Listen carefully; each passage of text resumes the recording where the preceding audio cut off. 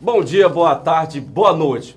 Eu não sei que hora que você vai acompanhar o nosso podcast. Esse é o podcast Grupo S1. Hoje nós vamos falar do Sampaio Corrêa, o desempenho da Bolívia Querida na Série B do Campeonato Brasileiro. É claro que a gente vai fazer uma retrospectiva do ano do Sampaio até aqui. E para isso, eu vou receber aqui o Carlos Santos, tudo bem? Bom dia, boa tarde, boa noite. Sampaio Corrêa joga hoje, inclusive, daqui a pouquinho, contra a equipe do Atlético Goianiense. Digamos que é o início do retorno, né? Rodada de número 20, daqui a pouquinho eu tenho compromisso, 18 horas, e a gente vai bater um papo. Os números do Sampaio Corrêa até agora não correspondem, o Sampaio fez muitas contratações, trocou várias vezes de técnicos, enfim. Traz esses dados pra gente, pro torcedor que está acompanhando a gente.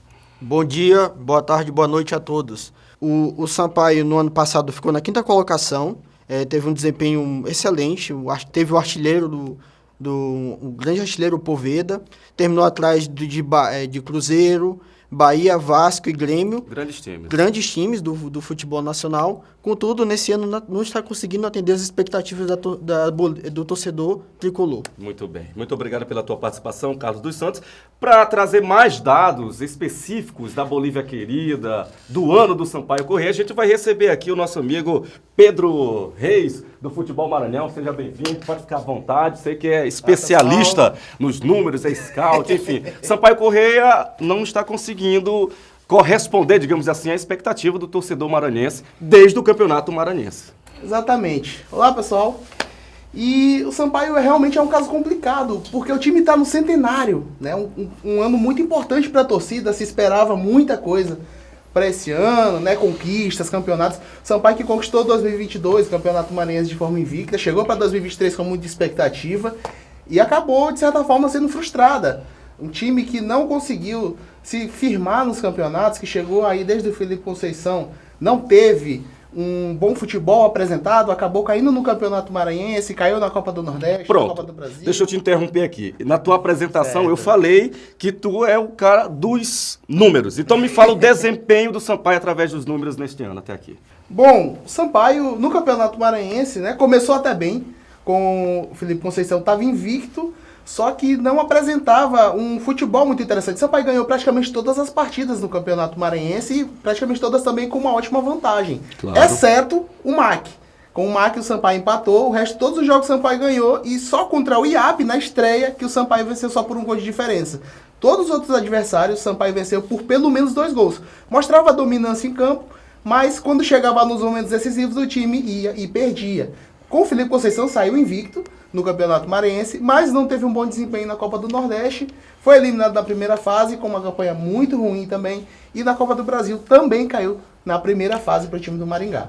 Aproveitando esses dados que você trouxe aqui na nossa conversa, gostaria de perguntar uma coisa. Tem uma estatística interessante. O Sampaio Corrêa não conseguiu até agora vencer 2 jogos seguidos na Série B. Quais motivos podem explicar essa falta de constância do time? Pois é, então, sobre a questão da Série B, o Sampaio realmente não conseguiu vencer 2 jogos consecutivos, ganhou só 5 no geral, e isso muito tem a ver com a forma como o Sampaio lida com o elenco. A gente tem aí o Pimentinha, que não tem quase nenhuma aparição fora de casa, e quando joga muito mal, está constantemente com desgaste muscular. O time não tem um padrão que fica durando por mais de 2 jogos. Conseguiu manter uma sequência, acho que de 3 ou 4 jogos sem perder no início do trabalho do Márcio Fernandes, mas não consegue manter uma regularidade. O time toda hora tem que ficar se mudando, alterando o esquema. Contra o adversário, vai, joga de um jeito. Contra outro adversário, vai e muda. Então falta um padrão, falta uma regularidade para o time do Sampaio se estabelecer e, quem sabe, conseguir aí voltar até as vitórias, porque o Sampaio também não está ganhando jogos. Então tá uma situação bem complicada no momento. Tu acabou de responder a minha segunda pergunta, o que está errado no Sampaio Corrêa. Então vamos lá. O que o Sampaio pode fazer para reverter esse quadro? Campeonato Maranhense, Copa do Nordeste, Copa do Brasil e agora brigando para não cair, digamos assim, nesse retorno para a Série C do Campeonato Brasileiro. Bom, para não estragar o centenário de vez, é difícil resolver agora, porque a gente está muito perto do fechamento da janela de transferência e o Sampaio já contratou muitos jogadores.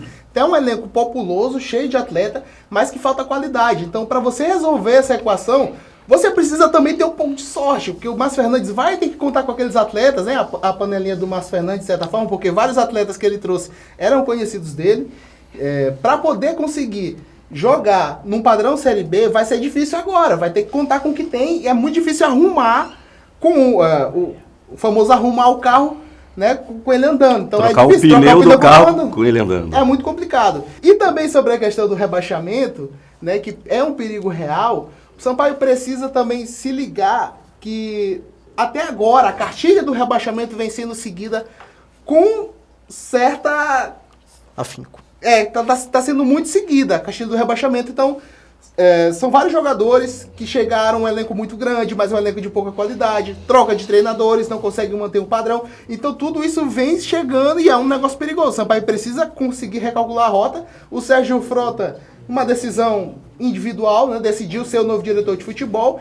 Isso, em algumas vezes deu certo, mas em outras vezes não deu certo, como é o caso de 2018, em que o Sampaio, no ano que ganhou a Copa do Nordeste, foi rebaixado para a Série C, e o Sérgio Frota estava lá na direção de futebol. É um perigo real. Pronto. Eu vou forçar aqui o fim do nosso podcast, que está chegando ao fim já. Me traz dados de Sampaio Corrêa e Atlético Goianiense nesses confrontos ao longo da Série B, porque o Sampaio vai jogar logo mais com o Atlético Goianiense.